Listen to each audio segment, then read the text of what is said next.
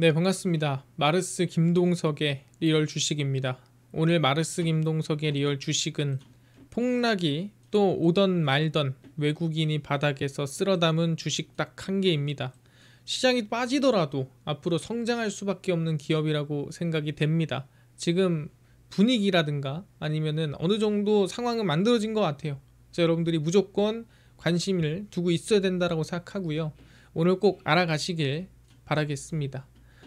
최근에 댓글로 제가 한 줄이라도 써주시면은 정말 큰 힘이 됩니다 라고 했는데, 최근에 댓글을 써주시는 분들이 너무 많아서 정말 제가 힘이 많이 되고 있습니다. 너무 감사드리고요.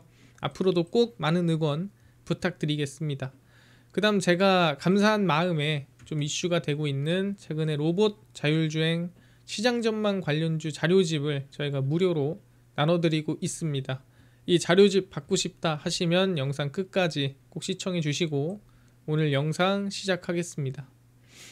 일단 최근에 미국이랑 우크라이나 종전 협의를 정말 열심히 진행하고 있습니다. 이제는 끝내야 되지 않나 싶은 마음에 이제는 거의 끝까지 왔다라고 볼 수 있을 것 같은데, 미국과 우크라이나 고위급 협상단이 미국 플로리다에서 러시아 우크라이나 전쟁 존저반에 대한 협의를 진행을 했고요. 루비오 장관은 모두 발언해서 이번 고위급 협의는 단순한 평화 협상이 아니라 우크라이나의 주권과 독립, 번영을 위한 길을 창조하는 것이다 라고 언급을 했습니다. 대개 우크라이나를 약간 위하는 것처럼 적혀 있지만 사실 미국의 전체적인 태도는 야, 우크라이나야 이제 좀 한 수 접고 끝내자라는 태도예요. 우크라이나 루스템 우메로우 국가안보국방위원회 서기는 생산적이고 성공적인 회담이었다라고 설명을 했습니다.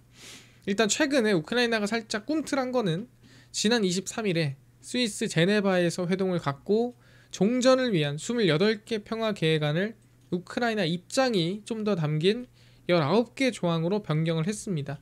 이 28개가 거의 러시아한테 유리한 방향이었다는 말들이 많았습니다. 근데 그게 좀 불만이었는지 우크라이나가 좀 수정을 한 거죠. 그래서 이번에 우크라이나랑 만났고요. 누구 만나냐면 이제는 미국이 러시아를 만나러 갑니다. 그래서 러시아랑 이제 회담을 할 예정이고요.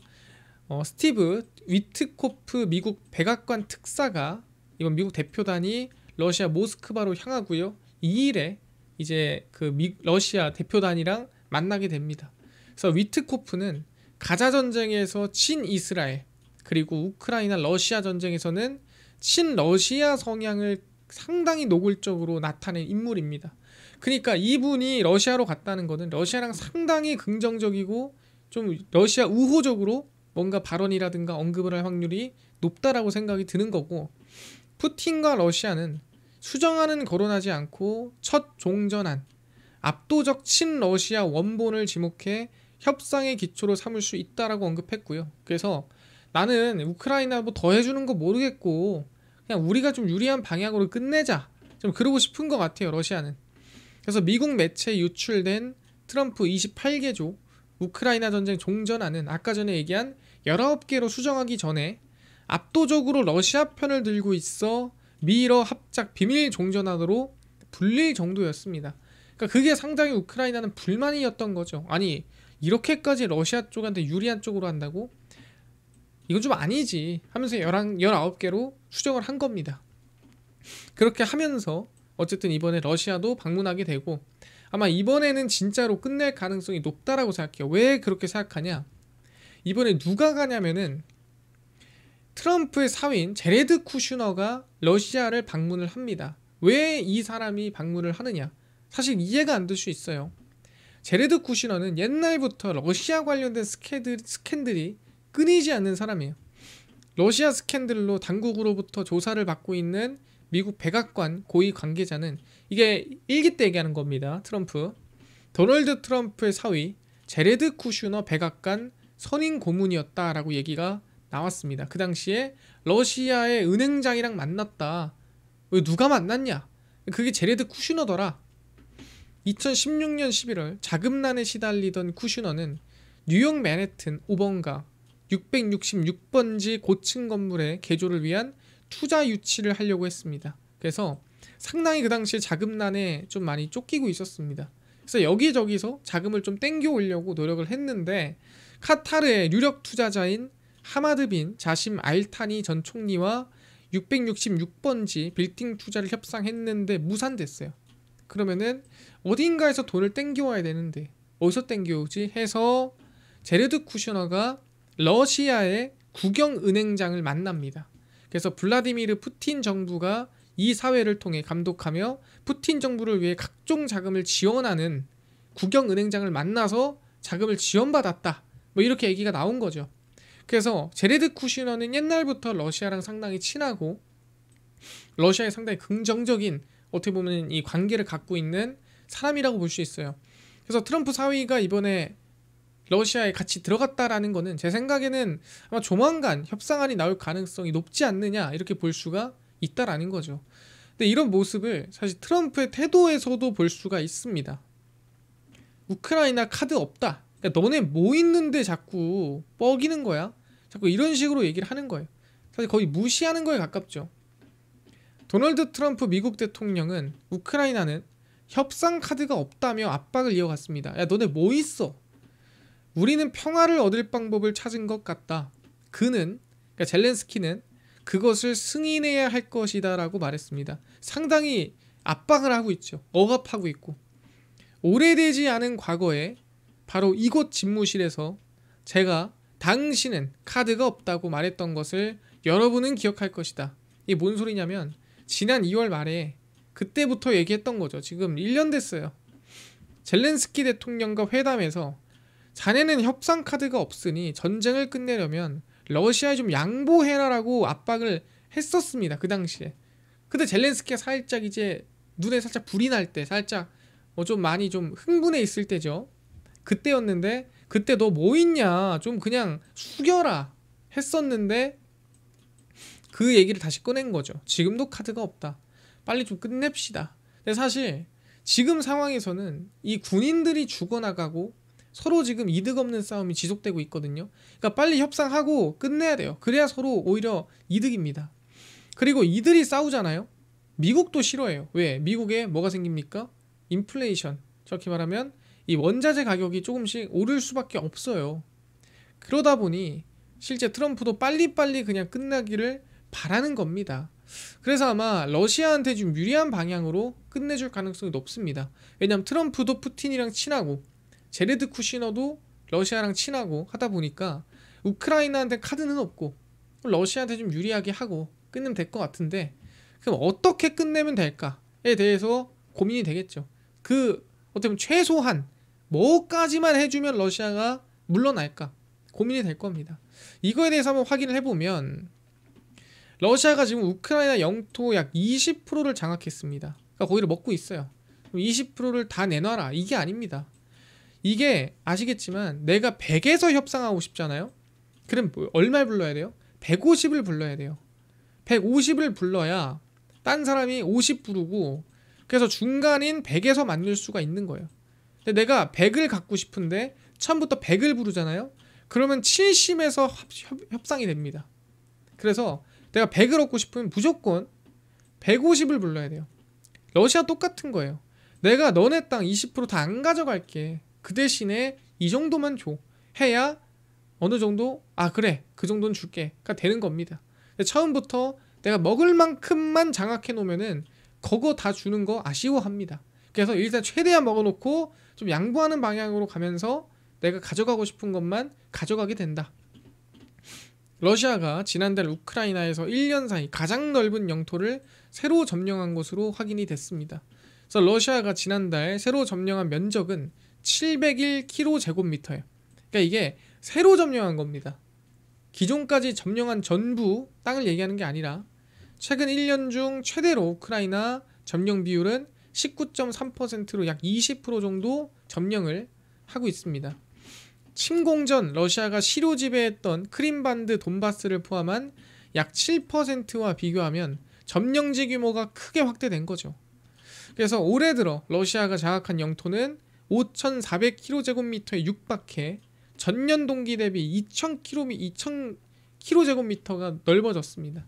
그러니까 2배까지는 아니어도 거의 한 70%에 가까운 성장세 정말 영토를 다 먹을 수도 있을 것 같은 그 정도의 지금 어떻게 보면은 기세다라고 볼 수가 있는 거죠.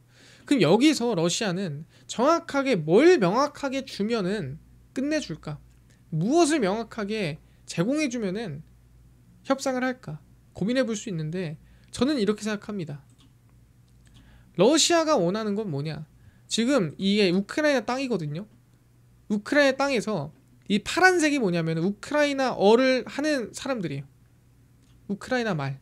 그리고 이 나머지는 뭐 등등등등 섞여 있는 사람들인데 이 붉은색이 있는 곳은 뭐냐면은 러시아 말을 하는 그냥 러시아라고 봐야 돼요. 여기는 러시아다라고 봐야 되는데 유독 붉은 지역이 있습니다. 어디예요? 뭐 이 지역도 붉지만 여기는 그냥 붉은 지역이에요. 여기가 뭐냐? 우리가 흔히 알고 있는 크림반도라고 부르는 곳입니다. 그러니까 이 크림반도는 우크라이나에 있지만 사실 이거는 러시아라고 봐야 되고 이 사는 사람들도 다 러시아 사람이에요. 그래서 아마 러시아는 여기만 제가 봤을 때는 명확하게 안 찝적대고 러시아한테 명확하게 넘겨주기만 하면 제가 봤을 때는 잘 끝날 수도 있습니다. 왜 그러냐? 러시아의 부동항 집착입니다. 부동항이 뭐예요? 얼지 않는 항구예요. 러시아는 춥습니다. 위쪽은 다 얼어 있어요. 그러니까 뭔 소리냐면 얼지 않는 항구가 흔하지 않아요. 우리나라는 어떻습니까? 항구가 안 얼잖아요. 근데 러시아는 싹 다 얼어 있어요. 그러니까 배가 움직이지도 못하고 배가 들어오지도 못하고 배가 잘못하면 부서지고 이러는 겁니다. 러시아의 역사를 돌아보면 러시아는 늘 보다 넓은 영토를 확보하기 위한 지속적인 노력을 했습니다. 왜? 얼지 않는 부동항을 확보하기 위해서요. 최근 우크라이나 침공 가능성과도 연관이 있는데 러시아인들에게 얼지 않은 바다를 확보한다는 것은 국제적인 위상과 경제력을 높이기 위해 반드시 선결되어야 할 문제입니다. 왜? 없으니까 항상 배가 떠있기가 부담되는 거예요. 그래서 부동항을 찾아다녔습니다. 그래서 러시아가 부동항을 확보하기 위한 노력은 유럽 쪽 방향에서 먼저 시작이 됐고요. 1860년 베이징 조약을 통해 태평양으로 나갈 수 있는 블라디보스톡 항구를 얻었으나 외해 결빙으로 완전한 부동항은 아닙니다. 블라디보스톡이 아시겠지만 우리나라 사람들이나 뭐 대부분의 여행 갈 때 많이 가는 지역이 블라디보스톡이죠. 저기 이제 한반도 끝으로 연결되어 있는 곳입니다. 나진, 하산, 블라디보스톡. 청일전쟁 1894년도에서 승리한 일본이 차지하려 했던 랴오둥 반도를 삼국 간섭을 통해 저지하면서 잠시 동안 리순항을 러시아가 지배하고 있었는데 또 전쟁에서 지면서 부동항을 뺏깁니다. 그래서 부동항을 얻으려고 하다 뺏기고 이러거든요. 그래서 현재 러시아가 유럽 쪽에 유일하게 보유하고 있는 부동항은 칼리닝그라드를 보유하고 있는 상태입니다. 그걸 제외하면은 부동항이 없는 거예요. 뭐 이거는 완전히 부동항이라 보기 어려운 거고. 그러니까 계속 부동항을 갖고 싶은 겁니다. 근데 돈 주고 쓰고 있는 것도 있어요. 그게 크림반도입니다. 그래서 크림반도는 서쪽에 세바스토폴이라고 하는 항구가 있는데 저 밑에 러시아가 유럽으로 갈 수 있는 거의 유일한 창구이자 완벽한 부동항이에요.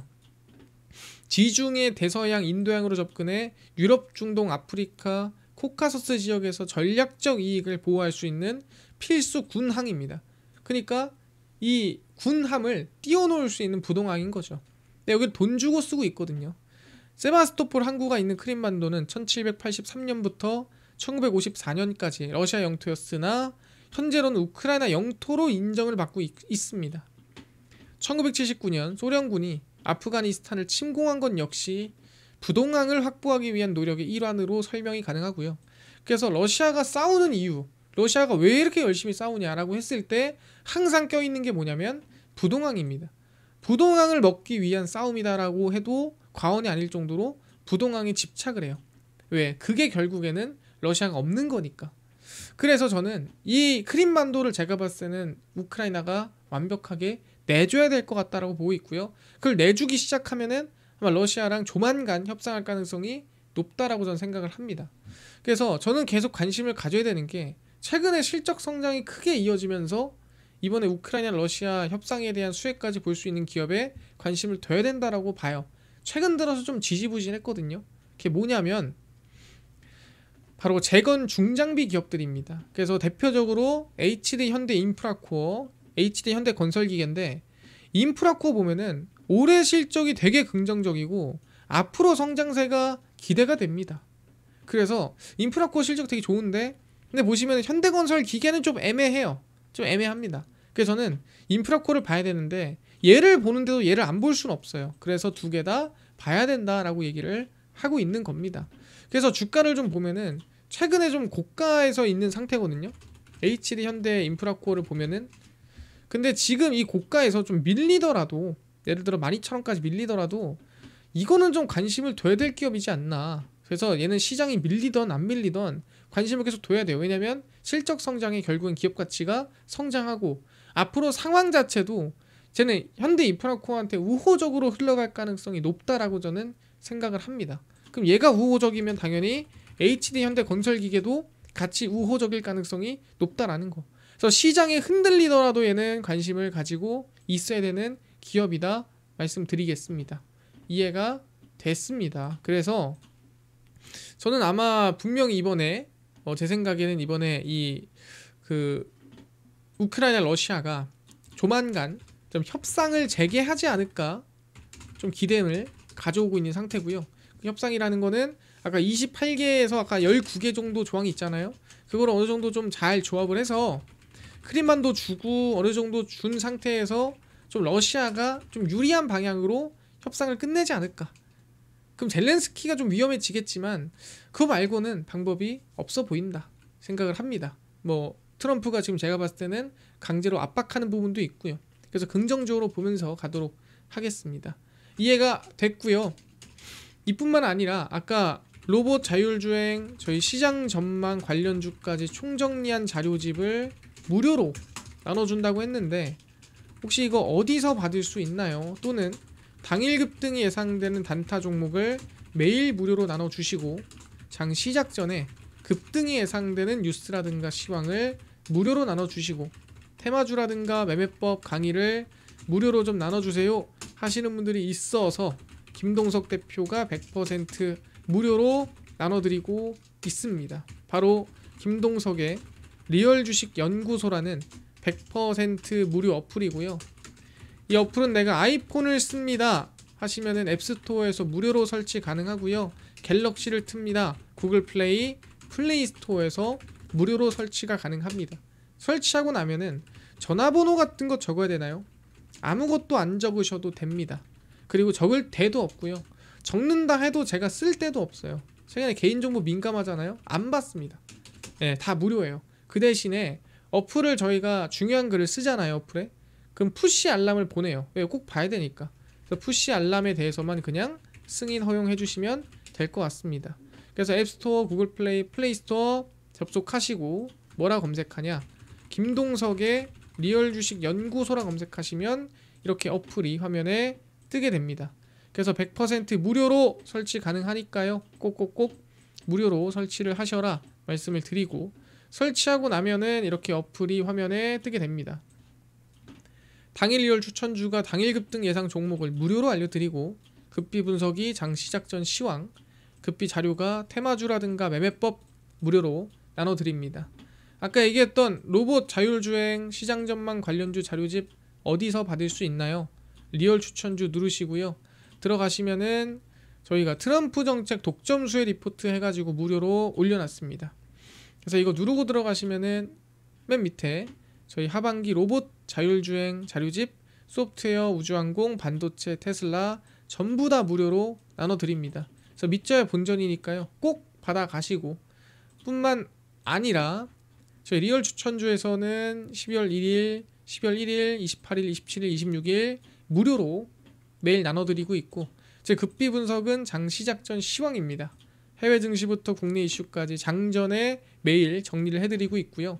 급비 자료는 당일 있었던 이슈나 관련주 장마감하고 매일매일 무료로 정리를 해드리고 있습니다. 그래서 김동석의 리얼 주식 연구소 저희가 100% 무료로 매일매일 정리를 해드리고 있으니까요. 종목 시황 테마주 전부 다 무료로 꼭 얻어가시고요. 뿐만 아니라 저희 마르스 김동석의 리얼 주식 유튜브 여러분들의 사랑으로 커가고 있습니다. 댓글 여러분들 한 줄 한 줄 다 읽고 있어요. 그래서 너무너무 감사한 마음 있으니까 꼭 달아주시고요. 유튜브 구독 꼭 부탁드리면서 오늘 영상 여기서 마치고 다음번에 더 좋은 영상으로 찾아뵙도록 하겠습니다. 감사합니다.